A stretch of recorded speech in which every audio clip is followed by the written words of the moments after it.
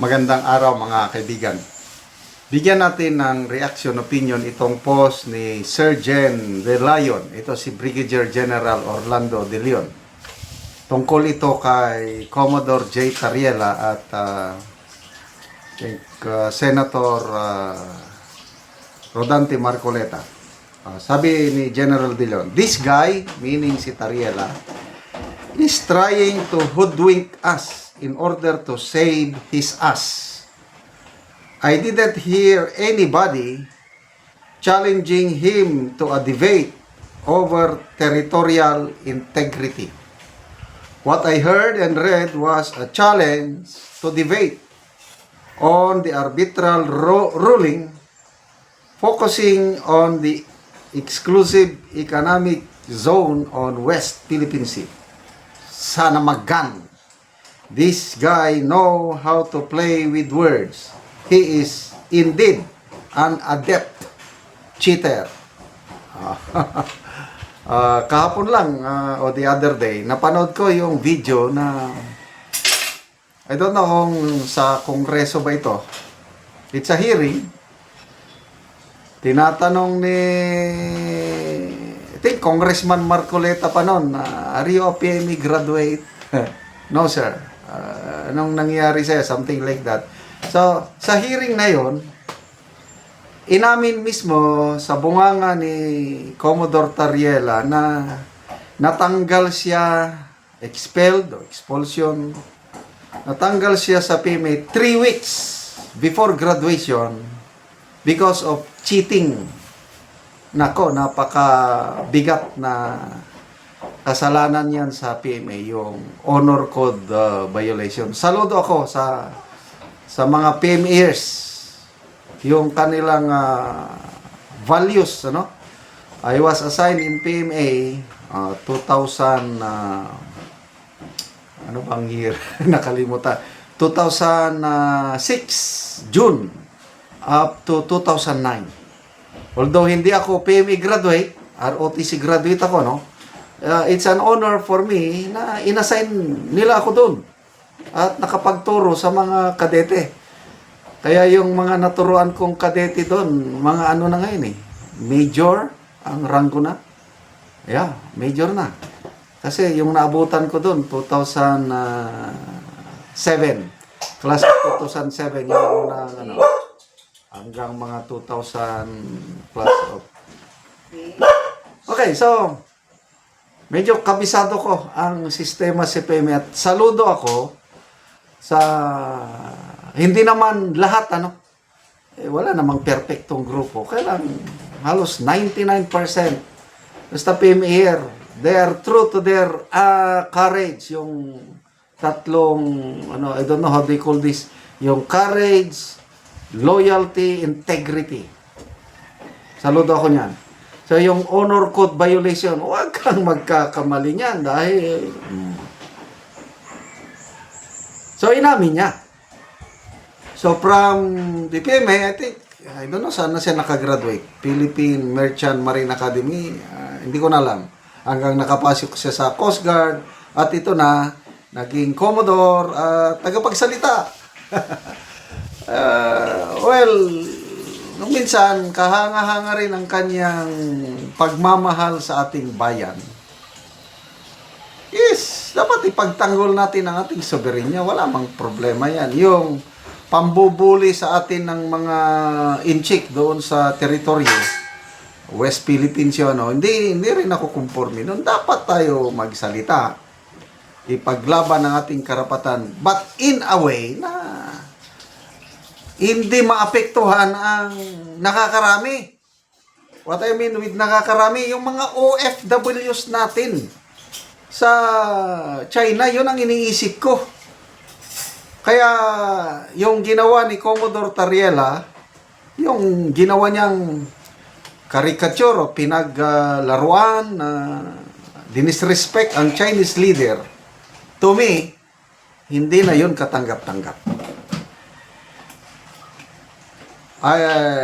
Yung sulat ng Department of Foreign Affairs kay Senator Risa Ontiveros, isa ring senador na medyo kinu-question ng China, na Dapat, pag may sigalot na ganyan, the only recourse is diplomatic channels.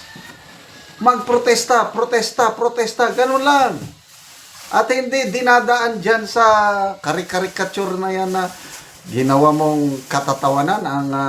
Kung ako, Chinese national, gawin mong King Koy ang presidente ko, ay talagang magagalit ako.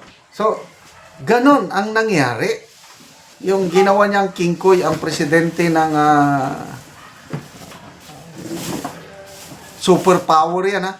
Number 1 trading partner natin, nagbibigay ng kabuhayan sa more than 500,000 OFWs with their families. Tapos nagbunga na ng ano ito? Layas! Mga kapwa, yung mga sumusuportang senador sa kanya.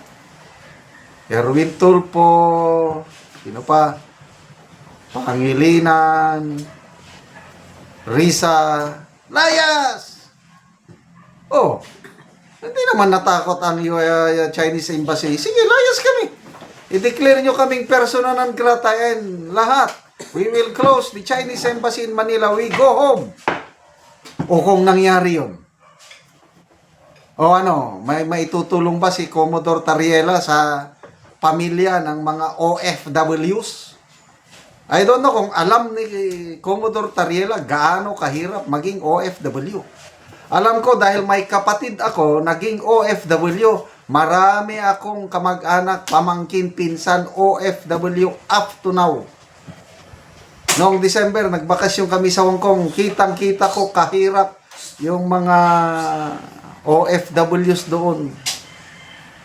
Kaya, ito, nagsasalita ko na huwag na nating daanin sa ganyan. Lahat nadadala sa diplomacy. So, itong debate na ito, hindi ko alam kung totoo ba ito na wala namang naghahamon sa kanya ng debate. So, ito, may post kasi si Tariela na hindi pwedeng mag-debate daw. Hindi niya tinatanggap yung hamon na debate sa kanya.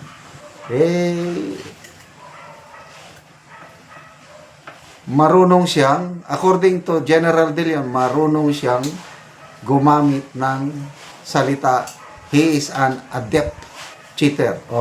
So sana sagutin ito ni Commodore Tariela para mabigyan din natin ng opinion yung kanyang sagot.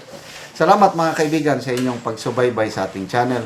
Nakakatulong kayo ng malaki sa tribong Talaandig ng Bukidnon dahil ang income natin sa channel na ito is pantulong po sa tribo. Namimigay tayo ng libreng yero at pako para makapagpatayo sila ng mas maayos na tahanan. Panoorin nyo ang video na ito. Karon mo na ni ang atop sa matabangan na mo og gero nga mga karaan na gid kayo ang ilang atop. So kuan na gid na mga buslot og tuluan na pod ni og muulan. So ila lang gani gibutangan na lang og habol para nga kung muulan dili kayo sila matuluan.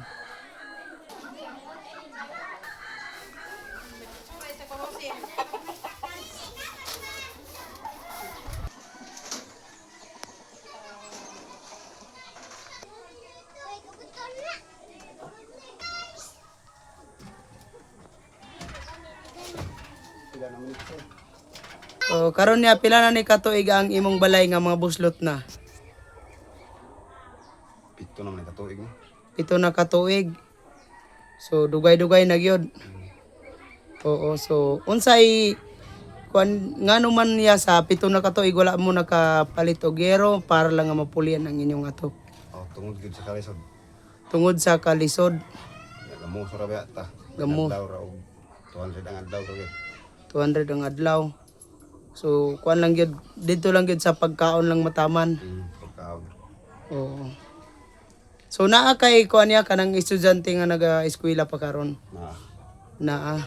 So pila ka buok imong estudyante? Upat. So kulangon pa gid ang tag 200 nga adlawan nimo. Ulang gyud. Oo, so walay na budget para sa yero. Wala. Oo. No nga gitabangan ko ninyo. Oo. Katupragid ko sa akong sinya pila na katuig. Oo. Salamat po sa tabang sa kuha. Oo, lagi. Nga dili na kaya maulanan. Di na yun. Asa man imong asawa karon niya? Naglakaw man. Naglakaw siya. So ikaw lang ang naakaron sa balay. So salamat kayo.